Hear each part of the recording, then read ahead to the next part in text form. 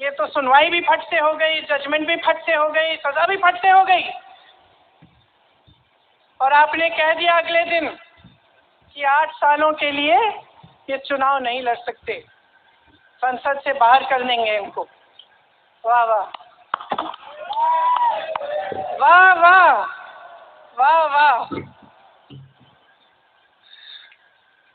बहुत धैर्य है आप में। अरे कायर है, कायर है इस देश का प्रधानमंत्री। लगा दो केस मुझ पर, लगा दो केस मुझ पर, जेल ले जाओ मुझे भी, लेकिन सच्चाई ये है कि इस देश का प्रधानमंत्री कायर है।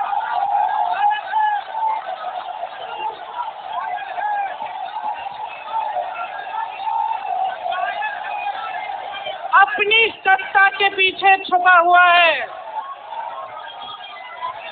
अहंकारी है, और इस देश की बहुत पुरानी परंपरा है, इस देश की बहुत पुरानी परंपरा है, हिंदू धर्म की पुरानी परंपरा है कि अहंकारी राजा को जनता जवाब देती है। और इस देश की बहुत पुरानी परंपरा है कि अहंकारी राजा को ये देश पहचानता है। मेरे परिवार ने मुझे एक चीज सिखाई है कि ये देश दिल से बोलता है और दिल से सुनता है। ये देश सच्चाई को पहचानता है, और मैं जानती हूं कि आज वो दिन है जब से सारा कुछ बदलने लगेगा।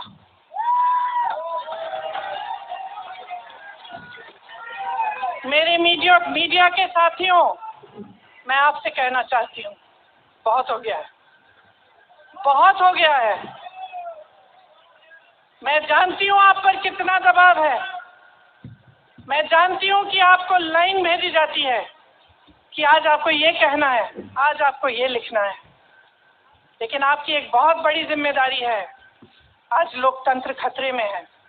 अगर सरकार सवाल उठाने वाले को 8 सालों के लिए संसद से निकाल सकती है, अगर कह सकती है कि तुम्हें चुनाव लड़ने की ही इजाजत नहीं है, तो बहुत गड़बड़ है, बहुत गलत हो रहा है, और ये लोकतंत्र के लिए ठीक नहीं है, ये देश के लिए ठीक नहीं है। जब आप पत्रकार बने, शुरू में जब आप काम के लिए आए, तो आपके दिल में भी ये होगी बात कि देश के लिए मैं सच्चाई बोलूंगा, मैं सच्चाई बोलूंगी। आज आप बोल नहीं पा रहे हैं, हिम्मत करिए, खड़े हो जाइए आप भी। और जैसे खड़गे जी ने कहा कि तमाम पार्टियों ने आज अपनी आवाज उठाई है, उनका हम सब धन्यवाद देते हैं, और हम सबको एक होना पड़ेगा। इसलिए होना पड़ेगा क्योंकि आज ये देश खतरे में है। आज इस देश की सारी संपत्ति एक आदमी को सौंपी जा रही है, और उस आदमी को बचाने के लिए पूरी सरकार खड़ी हो जाती है। बहुत गलत हो रहा है। अगर आज मेरे भाइयों और बहनों आप इसको पहचान नहीं पाएंगे तो इस देश को बहुत खतरे में डाल देंगे। इसीलिए यहाँ खड़े हुए महात्मा गांधी जी की समाधि के कुछ ही गज दूर खड़े हुए मैं आपको याद दिलाती हूँ कि कितनों ने इस देश के लिए अपना खून बहाया है, कितनों ने इस देश की धरती, इस देश की आज़ादी के लिए अपना खून बहाया है। ये अफसर हैं यहाँ तैनात खड़े हैं, इसी तरह से इनके भाई सरहद पे खड़े होते हैं हमारे लिए, आज भी अपना खून बहा रहे हैं। क्या इसके लिए, क्या अडानी जी के लिए, कि अपने देश के किसान के लिए, अपने देश के गरीब के लिए, अपने देश के छोटे व्यापारियों के लिए, महिलाओं के लिए, अपने बच्चों के भविष्य के लिए हम सब अपनी जान देने के लिए तैयार हैं। तो मैं आपसे आग्रह करती हूँ मेरे देशवासियों, आंखें खोल लो, समय आ गया है, डरो मत, राहुल गांधी के शब्दों में डरो मत, इनका सामना करने का समय आ गया है। एकजुट हो जाओ, सामना करो, इस देश की सच्चाई को उभारो, इस देश की एकता को बनाए रखो और इस देश को आगे बढ़ाओ। मेरे मन में एक पुरानी बात आई, 32 साल पुरानी बात है। मई 1991 की बात है। मेरे पिता की शव यात्रा तीन मूर्ति भवन से निकल रही थी। अपनी मां के साथ और अपने भाई के साथ हम एक गाड़ी में बैठे थे। सामने भारतीय सेना की एक ट्रक थी, फूलों से लदी हुई थी। उसके ऊपर मेरे पिताजी का शव था।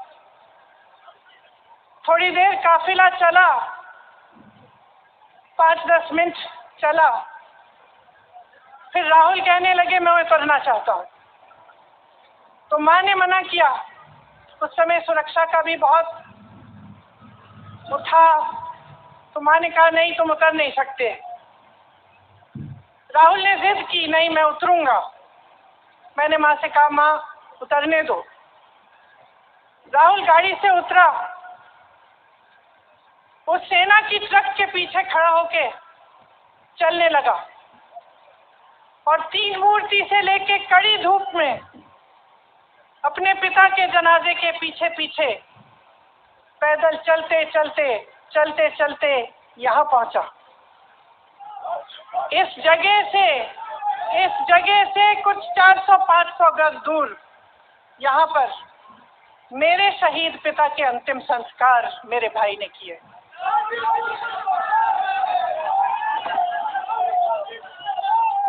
सुनिए, वो चित्र मेरे दिमाग में अभी भी है, मेरे मन में है। मेरे पिता का शव इस तिरंगे झंडे में लपेटा गया था। इस तिरंगे के नीचे मेरे पिता का शव था और उसके पीछे चलते चलते मेरा भाई यहाँ आया। उस शहीद पिता का अपमान भरी संसद में किया जाता है। उस शहीद के बेटे को आप देशद्रोही कहते हैं, आप मीर जाफर कहते हैं, उसकी आप मां का अपमान करते हैं। आपके मंत्री मेरी मां का अपमान भरी संसद में करते हैं। आपके एक मुख्यमंत्री कहते हैं कि राहुल गांधी को पता भी नहीं है कि उनका पिता कौन है। आपके प्रधानमंत्री भरी संसद में खड़े होकर कहते हैं कि ये परिवार नेहरू नाम को इस्तेमाल क्यों नहीं करता। पूरे परिवार का अपमान करते हैं। कश्मीरी पंडित समाज के रिवाज का अपमान करते हैं, जिसके तहत एक बेटा अपने बाप के मरने पर पगड़ी पहनता है, परिवार की परंपरा को आगे बढ़ाता है। लेकिन आप पर कोई मुकदमा नहीं होता, आपको 2 साल की कोई सजा नहीं मिलती, आपको जेल की सजा नहीं मिलती, आपको संसद से कोई बाहर नहीं निकालता, आपको मना नहीं करता कि 8 सालों के लिए आप चुनाव नहीं लड़ सकते। क्यों? मैं पूछना चाहती हूं क्यों?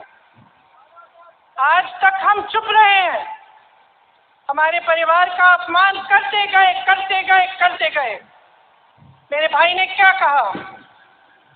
संसद में वो मोदी जी के पास गए और उनसे गले लगे। मेरे भाई ने कहा मैं आपसे नफरत नहीं करता हूं, मेरे दिल में आपके लिए कोई नफरत नहीं है, हमारी विचारधारा अलग है, लेकिन हमारी नफरत की विचारधारा नहीं है। तो मैं पूछना चाहती हूं, एक आदमी का कितना अपमान करोगे? कितना अपमान करोगे? क्या यही है इस देश की परंपरा? आप परिवारवादी कहते हैं, तो भगवान राम कौन थे? भगवान राम को वनवास में भेजा गया, उन्होंने अपने परिवार, अपनी धरती के प्रति अपना धर्म धर्म निभाया? क्या भगवान राम परिवारवादी थे? क्या पांडव परिवारवादी थे कि वो अपने परिवार की संस्कारों के लिए लड़े? और हमें क्या शर्म आनी चाहिए कि हमारे परिवार के सदस्य शहीद हुए इस देश के लिए, कि इस झंडे में उनका खून है, इस धरती में उनका खून है, इस देश के लोकतंत्र को मेरे परिवार के खून ने सींचा है। और जो सोचता है कि हमें अपमानित करके हमें डराएंगे, हमें धमकाएंगे, जो सोचता है कि तमाम एजेंसियों को लगाकर हम पे छापे मारकर हमसे कुछ भी कर ले, हमको हमें डराएंगे, वो गलत सोचते हैं। हम डरने वाले नहीं हैं। हम और मजबूती से लड़ेंगे। हम इस देश के लोकतंत्र के लिए कुछ भी करने के लिए तैयार हैं। इस देश के लोकतंत्र को, इसकी नींव कांग्रेस पार्टी के महान महापुरुषों ने की डाली है। कांग्रेस पार्टी लड़ी इस देश की आजादी के लिए और आज भी इस देश की आजादी के लिए ही लड़ रही है। कभी कभी मैं सोचती हूँ, मुझे समझ में नहीं आता कि पब्लिक क्या सोच रही है। क्या देख नहीं रही है क्या हो रहा है? क्या आपको दिख नहीं रहा है कि आपकी सारी संपत्ति लूटी जा रही है, एक आदमी को दी जा रही है, जिन्हें चुने उद्योगपतियों को सब कुछ दिया जा रहा है? किसकी संपत्ति है? ये राहुल गांधी की संपत्ति है, ये आपकी संपत्ति है। ये पीएसयू किसके हैं? किसके लिए बनाए गए? आपके लिए बनाए गए, जो ऐसे एक के बाद एक इनको बेचे जा रहे हैं, दिए जा रहे हैं। इसी से तो आपका रोजगार आता है। छोटे उद्योगों से, छोटे व्यापारियों से आपका रोजगार आता है। किसी बड़े अडानी से नहीं आता। रोजगार नहीं देते, छीनते हैं आपका रोजगार। तो आप समझ क्यों नहीं पा रहे हैं? आप गैस के सिलेंडर के लिए 1000 रुपए दे रहे हैं और यहाँ आपकी सारी संपत्ति किसी को सौंपी जा रही है। राहुल गांधी जी ने क्या कहा? अरे कौन सा इतना बड़ा जुर्म कर लिया कि आपसे 2 सवाल पूछ लिए, जवाब नहीं दे पाए ना, घबरा गए। और जो अहंकारी होते हैं, तानाशाह होते हैं, क्या करते हैं? जब सवालों का जवाब नहीं दे पाते तो पूरी सत्ता को लेकर जनता को दबाने की कोशिश करते हैं। जो सवाल उठाता है उसको दबाने की कोशिश करते हैं। आपने कभी सोचा है, आंखें खोलिए, आपने कभी सोचा है कि ये पूरी सरकार, ये सारे मंत्री, ये सारे सांसद एक आदमी को बचाने की क्यों इतनी कोशिश कर रहे हैं? इस अडानी में है क्या कि इसको आप सारी संपत्ति दे रहे हो देश की? 20 हजारों करोड़ शेल कंपनियों में इनकी है और आप इन पे इंक्वायरी नहीं कर सकते। ये अडानी है कौन कि आप सब उनका नाम उठते ही बौखला जाते हैं और उनको बचाने में लग जाते हैं? देखिए, आप इस देश के देशवासी हैं, ये देश आपका है, ये लड़ाई आपकी है। आज तमाम नौजवान बेरोजगार क्यों हैं? हम इश्तेहार तो देख रहे हैं, होर्डिंग देख रहे हैं, मदर ऑफ डेमोक्रेसी लिखा है, कहते हैं कि हमारी अर्थव्यवस्था बहुत तेजी से आगे बढ़ रही है, तो इतने नौजवान बेरोजगार क्यों हैं?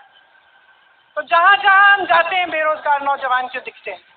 इतनी महंगाई क्यों है? इतनी महंगाई क्यों है? क्या आप इतने बड़े काम कर सकते हो लेकिन एक गैस सिलेंडर का दाम कम नहीं कर सकते? आप छोटे व्यापारियों की मदद नहीं कर सकते? आप रोजगार नहीं बनवा सकते? तो फिर आपकी सरकार किस काम की है? लोगों को दबाने के लिए है या अडानी जी को आगे बढ़ाने के लिए है? तो आज ये समय आ गया है कि हमें गंभीरता से सोचना पड़ेगा। ये सरकार पूरी कोशिश करती है कि आपका ध्यान भटकाया जाए। अब आप सोचिए, कन्याकुमारी से कश्मीर तक एक आदमी चला, साथ लाखों लोग चले। क्या पैगाम लेके चला, किस लिए चला, उसके दिल में क्या भावना थी कि लाखों लोग देश भर से उससे जुड़ के चले। समता एकता की भावना थी। आज आपके सारी मीडिया, आपके सारे मंत्री, आपके सारे सांसद, आपके सारे कार्यकर्ता कह रहे हैं कि राहुल जी ने विदेश जाकर देश का अपमान किया, राहुल जी ने एक वर्ग का अपमान किया। क्या एक आदमी जो कन्याकुमारी से लेकर 5000 किलोमीटर कश्मीर तक चल के ये रोज रोज कहता है कि इस देश को एक होना चाहिए, सबको समान दृष्टि से देखना चाहिए, क्या ये आदमी देश का अपमान कर सकता है? क्या ये आदमी एक वर्ग का अपमान कर सकता है? तो ये आदमी क्या कर रहा है? ये आपकी आवाज उठा रहा है। ये क्या कह रहा है? कह रहा है कि गरीबों को अपना हक दो, नौजवानों को अपना हक दो, महिलाओं को अपना हक दो।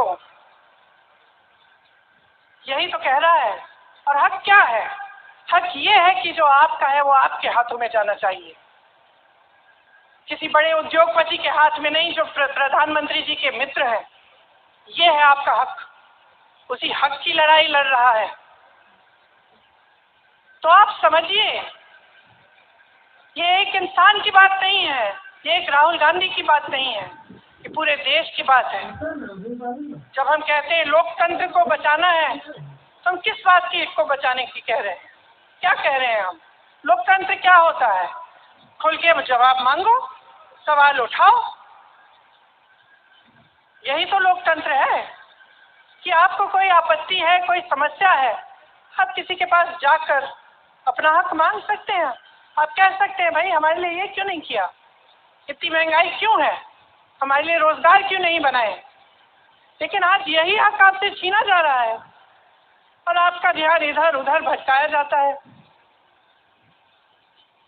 और इतनी चीजों को फैलाया जाता है जो सच नहीं है, झूठों को फैलाया जाता है।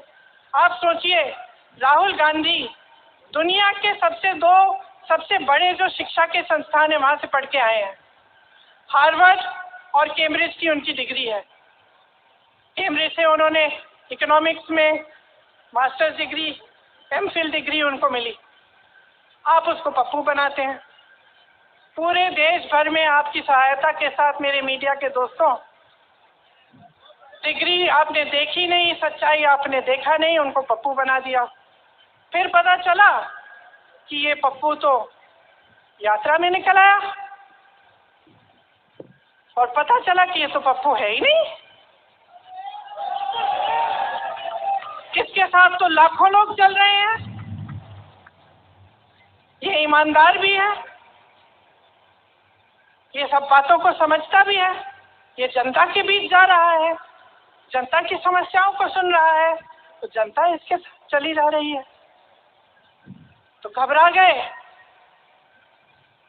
गए कि राहुल गांधी ने संसद में वो सवाल उठाए जिनका उनके पास जवाब नहीं है।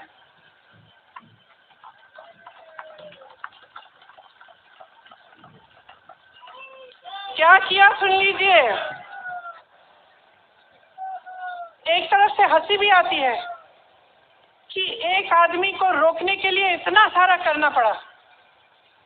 जिस आदमी ने राहुल जी के खिलाफ सूरत में कंप्लेंट लगाई, आपको मालूम है कि पिछले साल उसने खुद कचहरी में जाके बोला इस पे आप स्टे लगा दीजिए। 1 साल के लिए अपने ही केस पे स्टे लगवाया।